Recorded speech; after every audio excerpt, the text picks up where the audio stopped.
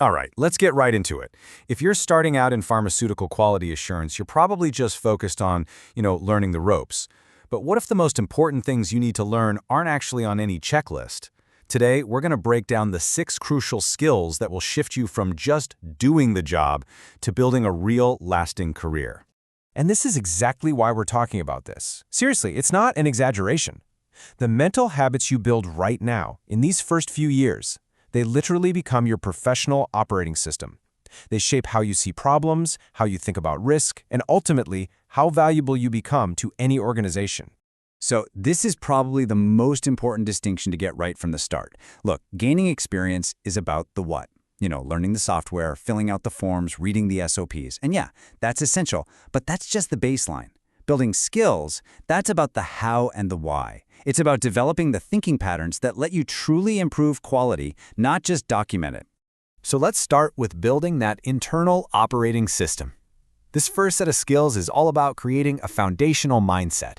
It's about moving past just following a procedure to truly understanding its purpose and, more importantly, its potential weaknesses.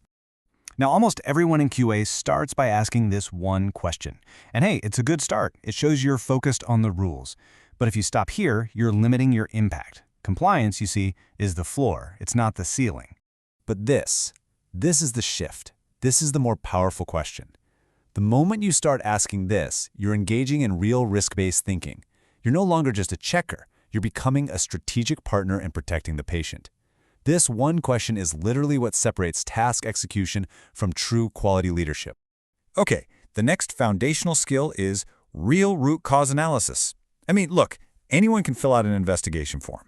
The skill is in the thinking behind it, that relentless questioning to get past the surface-level error and find the actual crack in the system that allowed it to happen in the first place.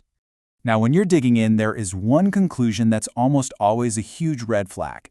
It's the easy answer, It's the one that stops all the deeper thinking dead in its tracks. There it is. Blaming human error is often just a failure of the investigation itself.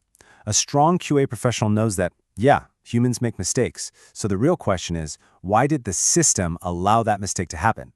Was the procedure confusing? Was the training ineffective? That's where the real work begins.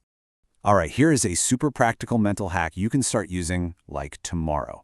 Before you sign off on anything, a report, a record, whatever, just ask yourself this one simple question. Because when you start thinking like an inspector, your own standards just shoot way up automatically. It forces you to make sure your work isn't just done, but that it's clear, it's logical, and it's totally defensible. The story your documentation tells has to make perfect sense to a critical outsider looking in for the first time. Okay, so you've got this powerful internal mindset brewing. Now what? Well, it's time to take it outside your own head. This brings us to the next crucial skill set, becoming a quality communicator. Because your great ideas are only as effective as your ability to share them with others. Quality can't live on an island.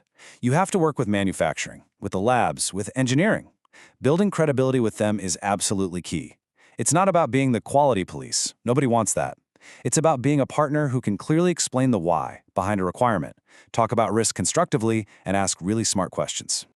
And this next part is a big one, because it's how you explain that why with real confidence.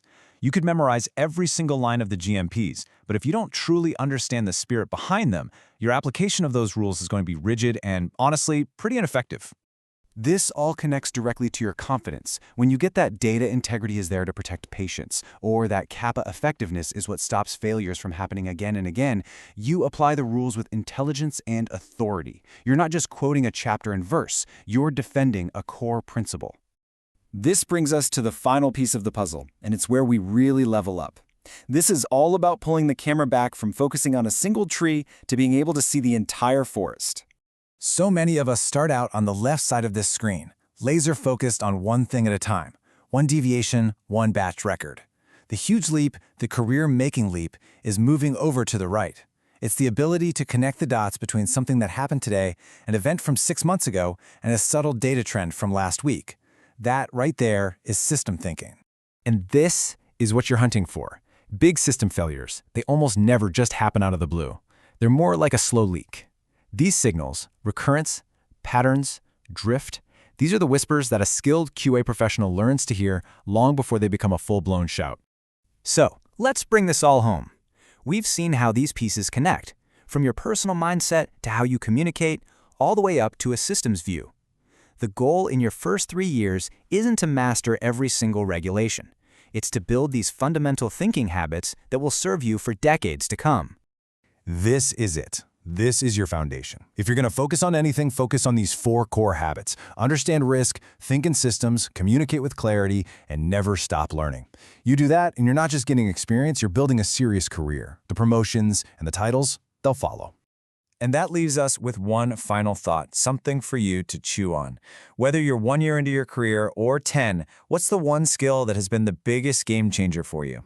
It's a great question to think about as you plan your own journey forward.